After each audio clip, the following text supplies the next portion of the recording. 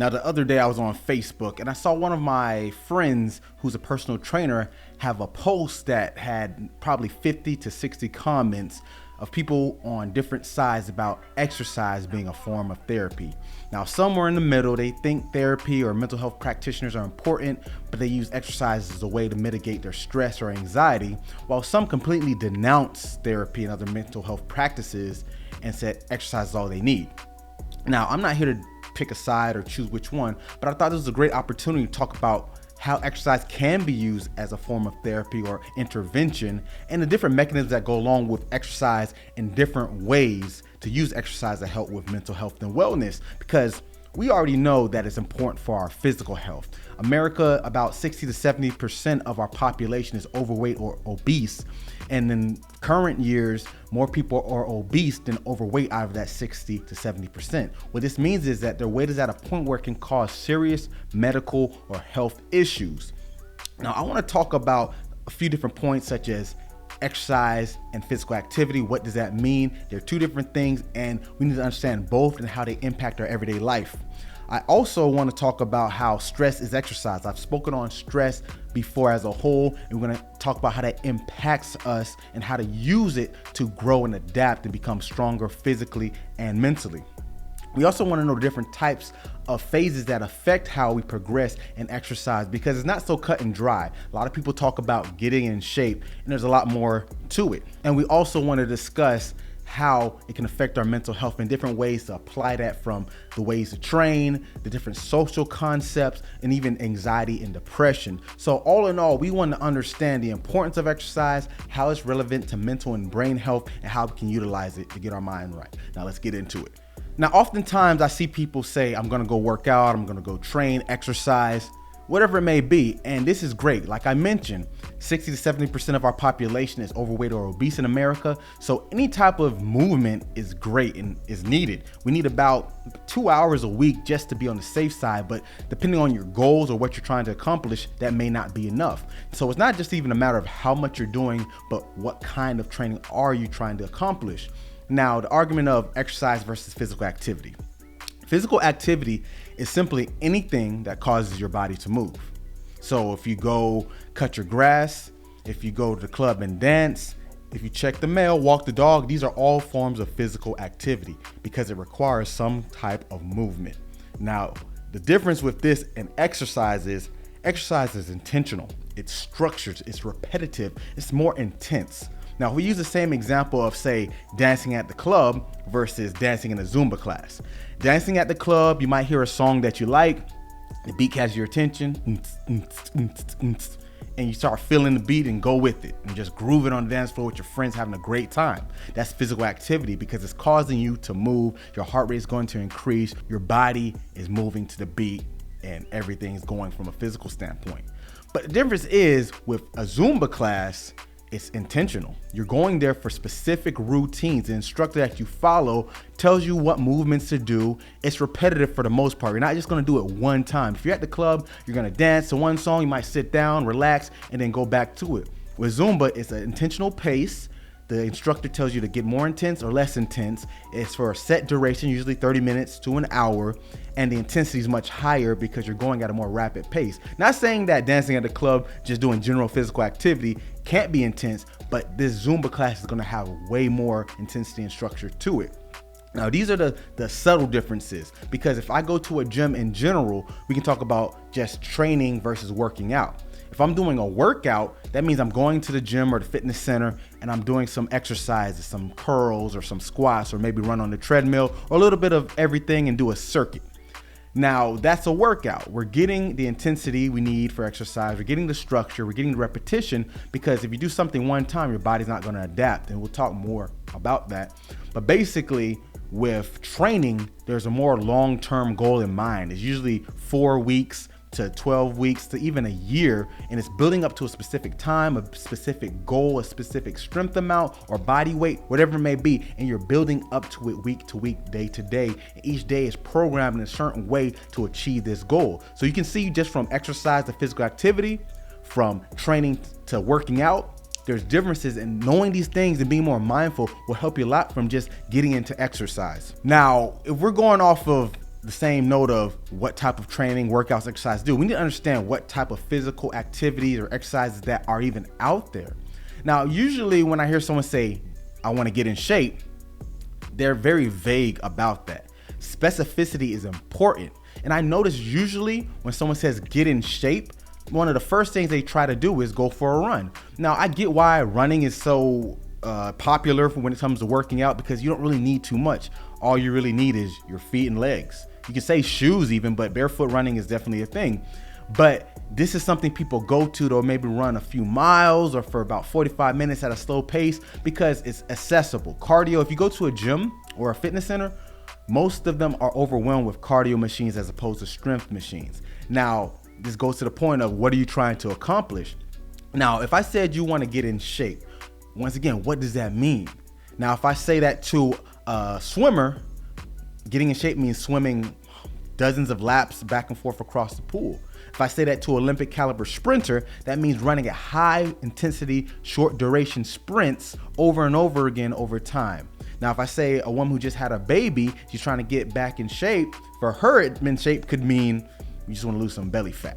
See how that means different things from different people.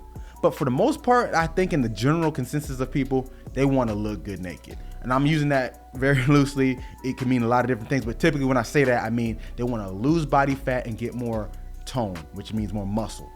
Now, when you do something such as running, this may be going against what you think in shape is, because when you run, it involves different energy systems. Now, we don't talk about energy systems too much when it comes to training, but let's briefly go over that. Now, we got the anaerobic, the aerobic, and the phosphocreatine energy system. Now, the phosphocreatine energy system is something that's about 10 seconds in duration. That's quick burst and explosion. When you think about something like plyometrics, something that requires you to lift the weight very rapidly like Olympic lifting, this is this system. It doesn't last too long. And the point of each energy system is replenish something called ATP. Now, ATP stands for adenosine triphosphate. So we won't get too deep into the science of what ATP is, but just understand it's the body's currency. It's a form of molecular energy that is utilized to run your cells. So in this case of exercise, once you get fatigued or tired, more ATP needs to be generated. So with the phosphocreatine energy system, it's not giving you too much ATP. So what happens is it has to transfer over to something called the anaerobic. So this is about up to 2 minutes in duration. It's still powerful, it can still be explosive, but you're not getting as much intensity as you would from the phosphocreatine. Now, once that takes over and it gets beyond 2 minutes, you're going into the aerobic. So with the aerobic energy system, when we think of cardio, this is typically what we're talking about. It utilizes fat as a primary way to replenish ATP. The other two use glucose or glycogen, which is sugar. Glucose is sugar in the bloodstream, while glycogen is in the stored muscles. The reason I want to talk about these things is because you need to understand what's occurring in the body when people talk about they're tired, they're fatigued, there's fast cardio. All these play a role, and understanding this will help you make a choice of what type of exercise activity you want to choose. Now, getting back to the point of specificity, knowing all that now, think about what do you want to do, because if you think about going back to the runners, running miles on end or 45 an hour, 2 hours on a treadmill, even if at a slow pace, is using the aerobic energy system. Now, like I said, this involves using fat to refuel that ATP. But over time, your body starts thinking, hey, we're using this fat, and fat is a great form of energy. Now, it's about 9 calories opposed to 4 calories for protein and carbohydrates. So your body thinks, why don't we save this fat? And this is an evolutionary adaptation. We talk about stress and fight or flight in the other videos. This is why, because your body needs to keep going. So it says, let's hold on to the fat and start breaking down the muscle tissue for protein. And this is not good, because when you think about long duration cardio, eventually, depending on how energized and fueled you are, this will start happening depending on how long you do it and how intense the exercise is. And this is detrimental, because going back to I want to get in shape, when people want those toned tight bodies that may look like their favorite celebrities, this is not what you're going to look like. You're going to look more like a marathon runner. These people tend to have little muscle tone, and they retain fat in certain areas such as their stomach. So it's not the ideal body, but for a performance standpoint, if they can run a marathon in about 2 hours, that's great, because this is what they're trying to do from a performance standpoint. But most people who want to exercise, they're trying to get in a physical aesthetic shape. So think about what you want to do when it comes to cardiorespiratory. because this involves doing things long in duration, usually moderate to low intensity, because you can't sustain a high intensity for a long time, as we mentioned, because you need more ATP to keep going. So in order to sacrifice your intensity and speed or duration, you have to go down in the intensity if you want to go up in duration.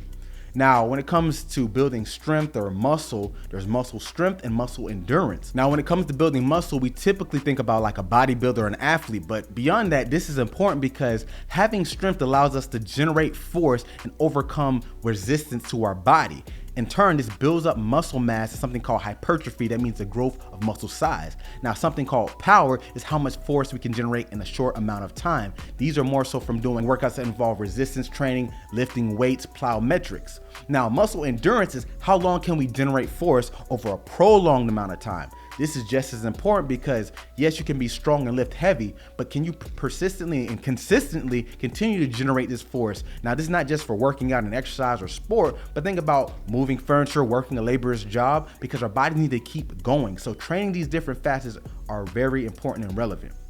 Now, body composition, that's probably one of the biggest factors for people train. For aesthetics, like I mentioned, people want to look good when their clothes off. We want to look in the mirror and be happy. And this can lead to other things with confidence. We'll discuss that. Now, when this comes to body composition, this refers to calorie expenditure and calorie intake. Now, this difference between calorie expenditure and calorie intake will make the difference because depending on that balance, if you have more calories going in than going out, you would gain weight, and vice versa. If you're more going out than going in, you will lose weight. So obviously understanding that will help you lose the weight. But when you talk about compositions, it's just not about how much mass you have, but how does that mass look on your body? How much muscle tone do you have? How much body fat do you have? Now, this is going to be relevant to how you train. Someone who only does cardio can burn calories, but like I mentioned, depending on how much you do, depending on how long you do and how intense, may not always be relevant to how your body will look. That's why you have to have some kind of resistance training. This is why I always tell people that they need to have a variety in their workouts. If you're only doing cardio, it's not going to be as beneficial. Yes, your heart health can improve depending if you stay in a safe range,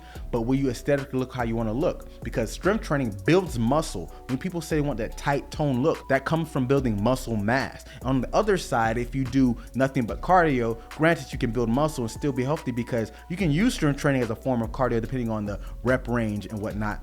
But if you're not doing enough cardiovascular training, your heart health won't be as good as it should be. Now, one last form of exercise you can take into consideration is skill-based or neuromuscular training. These are things that require balance, coordination, agility, speed, or sport-specific skills. You can think about playing tennis, basketball, soccer. The beauty of these is you can get other exercise components through them. Like for example, if you play a game of basketball, it's a lot of jumping, so you get to be anaerobic and explosive, but also it has endurance components because you're going back and forth up the court continuously. Also has specific skills with ball handling and dribbling, so that's hand-eye coordination, shooting. So this is one example of how doing these type of skills. And it's also great for the brain because they're not as stationary or one-dimensional. So this is just something to consider. So now we understand some of the different exercise modalities that we may want to subscribe to, but how do we progress and get better? With progressive overload, we look at things such as the FIT principle. That's frequency, intensity, time, and type. Now, frequency means how much, intensity means how hard, time means how long, and type means what kind. Now, when we talk about frequency, how many days a week are you going to train? How many hours, minutes, sets, reps are you going to do during a session?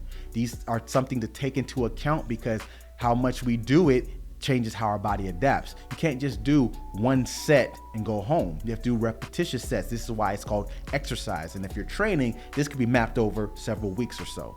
Now, intensity refers to how hard. If you're doing resistance training, this is the percentage of max weight you're doing. Like if you do a squat and your max is 300 pounds, you might do 50% of that, which is 150 pounds. That's how hard you're training. Now, if you're doing cardiovascular, this could be your pace. For example, if you're on a treadmill and you're doing 7 miles per hour or you're doing 6-minute mile pace, this is something to consider because it's telling you how hard your body is going to adapt to what it's being presented to. Now, as this goes up, it's going to affect time, which is the duration of how long. When things typically go up in intensity, they go down in time. If they go up in time, they go down in intensity. This trade-off happens because, like I mentioned, with the energy systems, you can only sustain so much power, so much speed, so much force for a certain amount of time based on how much ATP is expended. Now, as you need more energy, the time goes longer, your body needs to go to a lower level so it can replenish it, but you still can keep going. It's a trade-off. So just to recap, intensity goes up, time and duration goes down, time and duration goes up, intensity goes down. So remember this inverse relationship. Now, the last one, type. This goes back to what kind. So this could start with just what type of exercise: aerobic, anaerobic, strength training, muscle endurance, muscle strength, flexibility. But even beyond that, let's say you do choose strength training. What type of strength training are you doing? Is it more for your upper body, lower body, posterior chain, anterior chain? So knowing which type of exercise is going to play a role too. Now, all this goes together, the FIT principle, FITT, so it can add up to your volume. Volume is important because we look at this from this mindset, we can understand how our body is being taxed and how to either improve it, make it more, or lessen it if it's too much. If you think about volume of a shape, length times width times height, you add those all up, you get a number. It's the same thing. So let's say it's for resistance training. If you do sets and reps, 3 sets, 10 reps, that's 30 repetitions total you would do. And if you did them at 100 pounds, then that's 30 times 100. That means you did 3,000 pounds of volume. This is important because we look at our day-to-day, week-to-week training programs. We know how much we have put stress on our body, because remember, stress is any change of homeostasis. So when we talk about with fitness or working out, we need to know how many times we have taxed that, and we can actually measure this. So if you know you did 40,000 pounds of volume, if you want to increase that, you need to go to 45,000. And this has changed, remember, from how much frequency, how many reps, sets, days even, and how much time and duration you put on your body, as well intensity as far as weight or even pace. So if we look at that as a whole, we know exactly what we need to do to get better. A lot of people reach plateaus and they wonder in their head, why am I not getting better? And you trick yourself thinking that I'm working hard, and you probably are. But the body needs change to adapt. So when we talk about GAS, general adaptation syndrome, you talk about the alarm stage. That's the first exposure to said stimulus. So this is how much weight or the pace you're doing. But then over time, the resistance phase means it gets used to it. That doesn't affect you as much anymore. Remember, when we work out, these micro tears are happening. That means your body is going through actual cell damage to the muscle. Or if it's for cardiorespiratory, it's actually putting taxation on the heart. So when you think about this, we need time to recover. So when we do this exercise, we actually build muscle or get better outside of the gym, because now we're resting and recovering. That's very important too. So now that we look at how exercise actually is composed in different ways, how our body generates energy, what is it good for, what we need to do and different ways to do it, and how it can even add up and accumulate ways to improve our actual fitness, why is it good for our brain? Why is it good for our mental health? Like I saw on that Facebook post, everyone was going back and forth, and I generally do agree that it can be used as an intervention. I don't think you should pick and choose. There's different things for different people, but it definitely can help. Now, one of the biggest things people think about with exercise is a stress relief. I see it all the time. And why is it a stress relief? So going back to what I said, stress is any change of homeostasis or balance. Now, in this case, it's physical stress. You're actually loading the bones, the skeletons with weight, the muscles, they go under duress. You physically feel that weight, you go up, you go down. It gets weaker by breaking down the muscle fibers, micro tears, and they get stronger after you build back up, and you do it again, and you repeat it. This is literally the general adaptation syndrome at work. So it's actual physical stress. But the beauty is, when we think about stress from a psychological standpoint, there's a lot of carryovers. Stress, anxiety, worry. When we go through the fight or flight response, what happens? Heart rate increases, respiratory rate increases, blood pressure gets more intense, your muscles constrict, get ready for action. That same thing happens when you exercise. But the beauty is, with exercise, it gives a positive connotation to the stress response, meaning you are now associating a positive benefit of getting in shape, looking the way you want, overcoming an obstacle or challenge with the same symptoms that come from the stress response that typically comes with worry, fear, anxiety, pressure, stress. And this is why exercise in general is good for mental health. But then there's other aspects we could talk about. One of the biggest ones is runner's high.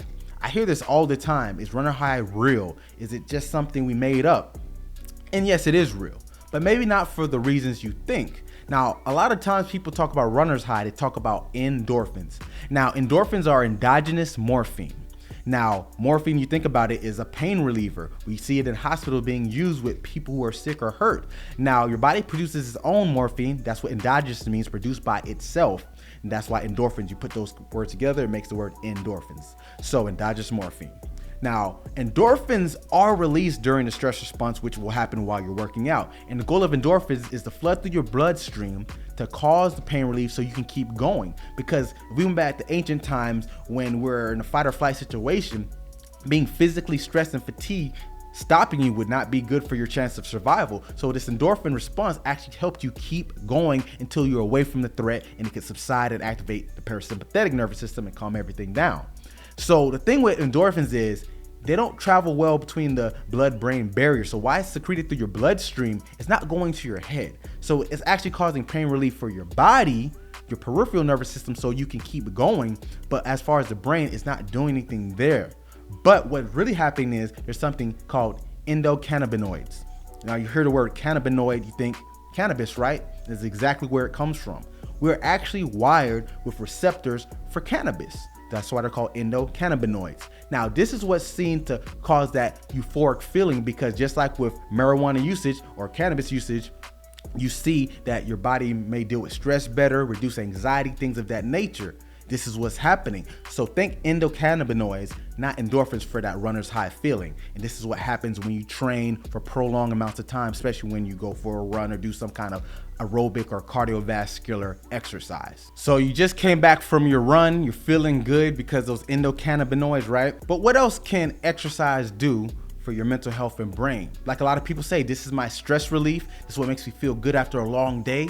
But what else is going on? We talk about something called BDNF, or brain-derived neurotropic factor. Now, BDNF is a neurochemical that is secreted through your bloodstream during exercise. So over prolonged physical activity and exercise, about 30 to 45 minutes at a roughly 60% intensity of max heart rate, you will see this occur. Now, what BDNF does, it helps protect your neurons. So these brain cells that fire to communicate with each other to carry out different tasks such as reading, learning, brushing your teeth, kicking a soccer ball, whatever it may be, it helps protect them. But also it's been shown that something called neurogenesis occurs. This is the growth of new neurons. It's typically thought that neurons, once damaged, once gone, we couldn't get them back. But we have seen that this actually acts as a growth for the neurons. So BDNF is a very important neurochemical, but there's more to it than that. So obviously having more neurons is important, because the more neurons, the more your brain can communicate. But you need to be able to keep them strong. So you need to do something that requires thinking, cognition. So it's typically recommended after you do exercise to do something that requires some type of cognition, such as reading a book, learning a new skill, a language, watching something educational, because now those neurons can be applied. Because the Hebbian theory says neurons that fire together wired together. So you need to use them. So it's not just about getting active to help this BDNF chemical flood through your bloodstream to help the brain, but it's also about applying them. This is kind of why Mind Body One, what we do, is so important. And this is actually the research that led me to create Mind Body One. Crazy, right? So thinking about this from the minute level, you don't have to do necessarily what we do with our training. It's important to keep your mind active. Now, what is the correlation with this when it comes to different mental health issues? Now, depression, anxiety, we all suffer from some sort, and it's on a spectrum. Now, we're not talking about clinical depression, but it's still good for that too. Now we're talking about acute, more day-to-day stress or anxiety or worries or depression. Now, when we talk about depression, there's different things such as rumination, thinking about thoughts that aren't beneficial or less productive or negative, thinking about not wanting to move, get out and be social. All these things are happening. And we talk about that BDNF and new brain cells and causing your brain to be able to activate better. How can that help you? Now, if you suffer from any of these issues, you can see how this can correlate, because it breaks down the brain cells. People with depression or symptoms of depression tend to see a decline in cognitive function. The same thing with anxiety, because when you're worrying, the brain can't function as well as it needs to be, because now the fight or flight response is being triggered and you're going different ways of processing and taking in information. You can miss out on things or do things incorrectly. Now, by doing this exercise and causing the brain to become stronger through this neuroprotectant and being more cognitively active, you're allowing your brain to be rebuilt in a physiological manner. A lot of times we think about therapy or psychology, we think simply about maybe CBT, cognitive behavioral therapy, which more so talking things out, thinking about different ways to restructure your way of life, your philosophies in your head. That's important too, and it can be helpful. But when we're talking about the physical response, actual neurotransmitters being fired based on what you're doing physically, this can do so much for you. So looking at how physical activity is good for your body, getting in shape, we can see also it's good for your brain from the structural standpoint, but also maybe even from a confidence boost, because a lot of people get happy when they're doing something they enjoy. If you become more into working out and exercise, it becomes a part of your day-to-day life, and now it's something that you can be more acclimated to in a positive reinforcement. Just like I mentioned, it's getting the stress response activated, but acclimating to a positive reinforcement. That's why exercise is great for the brain, for mental health. So we looked at how exercise can be utilized for us, different ways to exercise, how the brain adapts and reinforces itself to exercise. But what do you do to go about this? What do you do to apply this to your everyday life, to your training, whatever it may be? Now, if you're not currently active at all, you need to think about where you stand. So there's something called the stages of change. Now this has 5 stages: the pre-contemplative, contemplative, preparation, action, and maintenance stage. Now the point of understanding these stages is to see, are you ready to get into it? Because being more physically active is important, and we all know this, but not everyone does it, and it's not because they don't get it, it's because, are they really ready to start? It starts with the behavior first before it becomes something physical. Now with the pre-contemplative stage, it's typically a person not ready to change. They may not even be aware there's a need to change. If we use exercise, they might not notice that they've gained about 20-30 pounds in the last year or two, and they may not even be thinking, I need to lose weight. So even if they are privy to it, they might think, I don't care enough. So this is the pre-contemplative stage. There's really no intent to change. Now the contemplative stage means, okay, I've thought about it. I know there's a change that needs to happen, but I'm not gonna do it yet. I'm not ready. Whether you think you don't have the resources, the time, or the capability to do it. Now, the next stage is the preparation. Preparation means I know I need to change. I'm ready to change, but let me find out what is needed to do this. What do I need to do if I need to contact a trainer, consult with a nutritionist, go to a gym for an experience to see how it feels? Whatever it may be, you're taking steps to finally change. Now, the next one is the actual change, the action. So that means you've done the new behavior, whether it be eating better, working out consistently, working out period, but it's been less than 6 months, meaning you haven't really solidified the change. Most people say it takes 21 days to form a habit and change a behavior. There's literally no finite number. That number can be many of numbers. It could be 21 days, 2 months, 3 years, 5 years. It's just dependent on the person and how much they're willing to change and how they take to the new behavior. Now, after 6 months of consistent action, is the maintenance stage. Means you sustain this new behavior. You've been working out consistently. You've been eating well. You've been seeing your trainer on time. You're not missing too many sessions. Now, this is important to think. Missing sessions or not working out every single time you think you are, it happens. People think about relapse like in a drug addiction. It can happen with these in the stage of change with fitness as well. You may not go every single day. And you need to format what days you need to go. That's why training is important. That way it's not just you playing it by ear and just thinking I'm gonna go when I want to. And if you miss a day, you think you failed versus knowing that, hey, I'm allowed to get this much volume, this much days. And as long as I can fit those into my week, I made the goal. So when you're at this point, it's sustaining the new behavior. Now, can you backslide? Sure. Now, understand this is important because you don't want to beat yourself up. There's going to be vacations. There's going to be parties. There's going to be times you just don't feel like it. Understand that and put that into your mindset and your programming so you know what you can have room to have leeway on and what you need to buckle down for. Now, we've talked about physical activity and exercise, and a lot of things I've been going over have been mostly exercise based. But what about physical activity? Now, if you've never heard of NEAT or non-exercise activity thermogenesis, you need to check this out because what happens here is I call it sneaking or stealing physical activity. With NEAT, you want to be mindful of what you're doing day to day. This could be things simply as parking a little bit further from wherever you're going to the building because now you're getting more steps to get to the door versus parking close as possible. Even though it may not seem like much, that's why it's called non-exercise. These are things you can accumulate because think about it. An exercise workout may last 30 minutes to an hour and a half, maybe even 2 hours max. That's only a small percentage of your day. But we're always going other than sleep, right? So why not put these extra movements into your day? Take the steps instead of the elevator.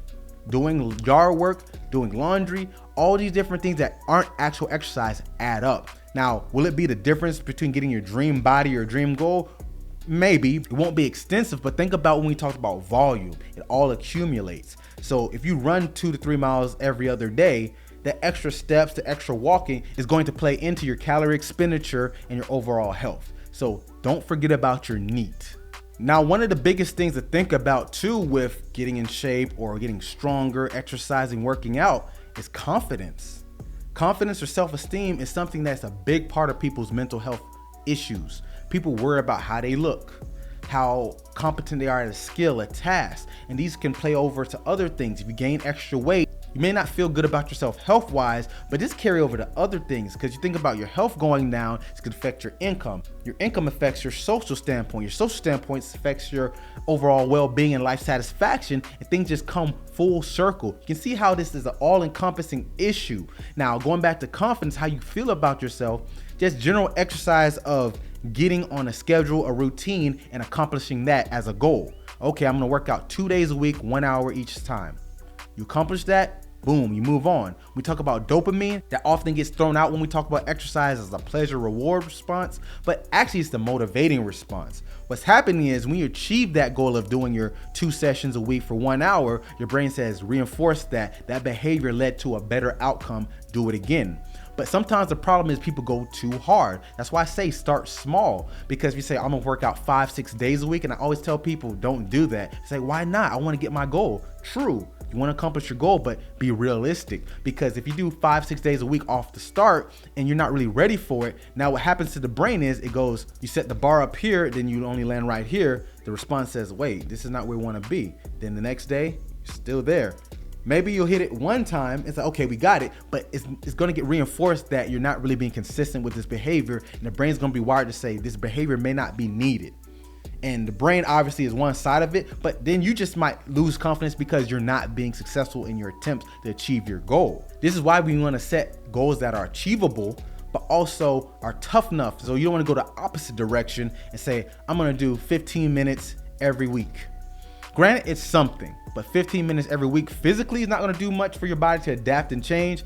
And from a confidence standpoint, your brain's like, okay, this is not very challenging. Why should we care? Your brain values things that challenge it, but not too much to the point where it can't overcome. So you have to find that balance. Your brain needs to be reinforced with things that make it feel like it needs to go, but not to the point where it can't be done. You have to find that happy medium for you. Also with body composition, we can look at that because people want to like what they look at in the mirror. It's not even being vain. We want to look good, whether it's about attracting a mate, whether it's about just feeling good internally, whether it's about being right for your friends and family. Whatever you may take into account is up to you, but if it matters, it matters. So we need to think about that. And once we get in better physical fitness, we can feel better about ourselves. Does this mean it solves all of your problems? No, but you can look at it as, okay, I've achieved some sort of a goal from an accomplishment standpoint, but I also like how I look, and it reinforces a cycle, something called self-efficacy. When we talk about confidence, that's our overall motivation and good feeling about what we want to do, but self-efficacy is the actual response of we feel good on our abilities. And the better you feel good about an ability, the more likely you're going to want to do it.